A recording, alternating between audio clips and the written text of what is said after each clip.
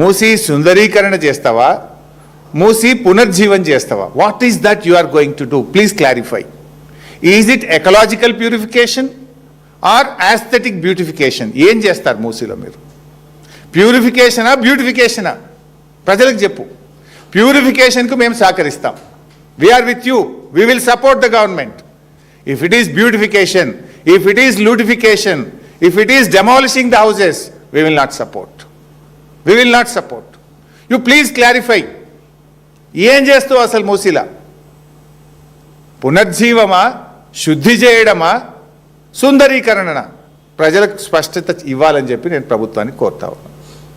Number 3, my question number 3. Chandrababu Naidu టైంలో start అయింది నందనవనం పేరిట ఈ మూసీది. అప్పుడు స్టార్ట్ అయింది. సరే, అందరు ముఖ్యమంత్రులు వారి వారి ప్రయత్నాలు చేశారు. అసలు బఫర్ ఎంత? ఒక ప్రభుత్వం బఫర్ 9 మీటర్లను ఇచ్చింది, ఒకరు 30 మీటర్లను ఇచ్చారు, ఒకసారి 50 మీటర్లను ఇచ్చారు. ఇప్పుడు రేవంత్ రెడ్డి బఫర్ 100 మీటర్లు అంటుండు. అంటే ఈ బఫర్ 100 మీటర్లు పెట్టడానికి is there any scientific study? బఫర్ను ఎలా నిర్ణయించారు 100 మీటర్లని? దీనికి ఏమైనా సైంటిఫిక్ స్టడీ ఉందా? ఉంటే ఆ స్టడీ బయట పెట్టండి, వివరాలు బయట పెట్టండి. How do you decide 100 meters? ఇంకొక ఇష్యూ కూడా ఉంది మూసీలో. మనం చూస్తాం అప్పుడప్పుడు వెళ్ళినప్పుడు. మూసీ ఒక దగ్గర 200-300 మీటర్లే ఉంటుంది, ఒక దగ్గర కిలోమీటర్ ఉంటుంది. నువ్వు ఎక్కడి నుంచి 100 మీటర్లు అంటున్నావు? 300 మీటర్లు ఉన్న కాడ నది మధ్య నుంచి 100 మీటర్లు అంటావు. మూసీ ఎరోడై అంటే ఏమైందంటే నది ప్రవహించి కొన్ని చోట్ల ఆ పక్కన ఉండే సాయిల్స్ ఎరోడైపోయి అది కిలోమీటర్ అయింది. మరి కిలోమీటర్ ఉన్న దగ్గర కూడా బండు నుంచి 100 మీటర్లు అంటవా?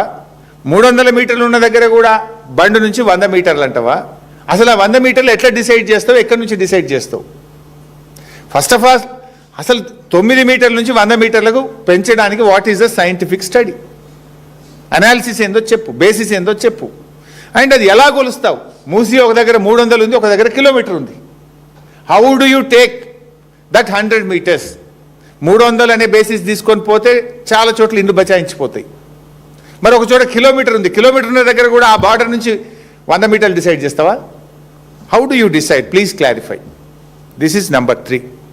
నంబర్ 4,